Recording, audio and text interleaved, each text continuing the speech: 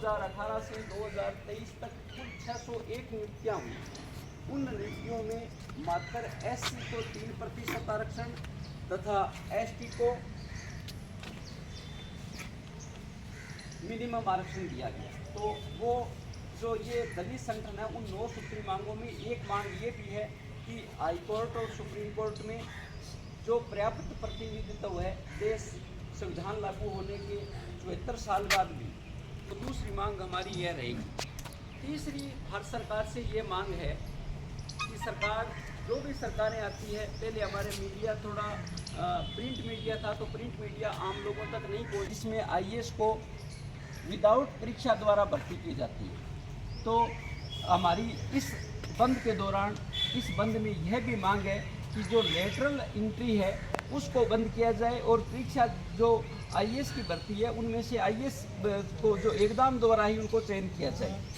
चौथा है कि सरकार ने क्या किया कि जब सेवाओं की वृद्धि हुई तो निजीकरण का प्रावधान कर दिया। प्राइवेट सेक्टर उन सेवाओं को पूरा करने के लिए तत्पर रहा, तो परंतु दलित संगठनों की ये मांग है कि प्राइवेट सेक्टर है उसमें भी SC ST को आरक्षण का प्रावधान दिया जाए या फिर प्राइवेट सेक्टर को गवर्नमेंट नियमों के तहत लिया जाए, को भी दूर किया जाए।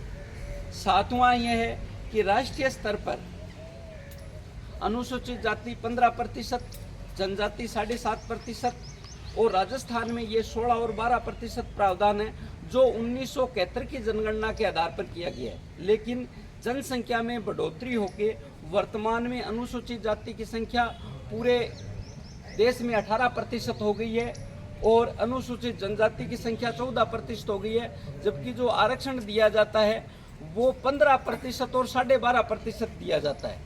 और संविधान की मूल भावना में भी ये है कि इस वर्ग को जो आरक्षण दिया जाएगा वो उनकी जनसंख्या के अनुपात में दिया जाएगा। तो दलित संगठनों की ये हमारी मांग है कि सरकार द्वारा जो आरक्षण का प्रावधान है वर्तमान जनसंख्या के आंकड़ों के अनुसार दिया जाना चाहिए। आठवां है कि उन्नाव एक्ट में आरक्षण, छुआछूत या अन्य जो जातिगत जुल्म थे उसके खिलाफ कानून लाए गए थे, किंतु आज भी हम लोग उस संकीर्णता में गिरे हुए हैं। हमारे अगर जुल्म होते हैं तो भी उसमें दोगली नीति होती है।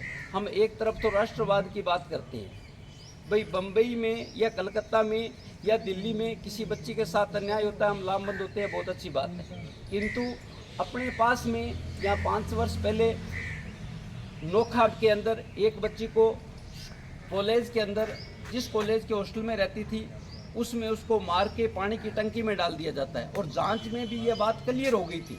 किंतु कोई भी संगठन, कोई भी सिर्फ दलित या SC ST संगठनों के खिलाफ उसमें कोई लामबंद नहीं हुआ था। अभी 1 वर्ष पहले खाजूवाड़ा में ऐसी घटना हुई। तो हमारी ये भी मांग है कि जो इस प्रकार का पूर्ववत दुर्व्यवहार है, थोड़ा सा सिस्टम बदल गया, पहले सामने कह देते थे कि SC ST का है, अब पीछे से कह देते हैं। तो उस सिस्टम के खिलाफ जो जातिगत दुर्व्यवहार है या पुराना जो सिस्टम है छुआछूत के हिसाब से या जातिगत भावना से, उस पर भी मांग है कि इस पर रोक लगाई गई। अंतिम जो है कि संविधान की अनुच्छेद 341, 342, 343 में जो आरक्षण का प्रावधान किया गया है, उस आरक्षण के प्रावधान में सब वर्गीकरण का प्रावधान नहीं है। और ये जो पूरे 21 अगस्त को दलित संगठन लामबंद हुए हैं, ये मुख्य मांग हमारी यही है कि जब संविधान में ऐसा प्रावधान नहीं है तो सुप्रीम कोर्ट द्वारा भी इस प्रकार के निर्णय पर पुनर्विचार करना चाहिए और इस पर रोक लगाई जानी चाहिए। तो ये हमारी 9 मांगे हैं, जिसमें 9 मांगों में पूरे भारत के दलित संगठन लामबंद है और हमारी भी इसमें यही मांग है कि ये जो 9 मांगे हैं इस पर तो सरकार को विचार करना चाहिए। और जब संविधान में ये प्रावधान नहीं है सब वर्गीकरण का, तो सब वर्गीकरण का पर पुनर्विचार करना चाहिए। धन्यवाद।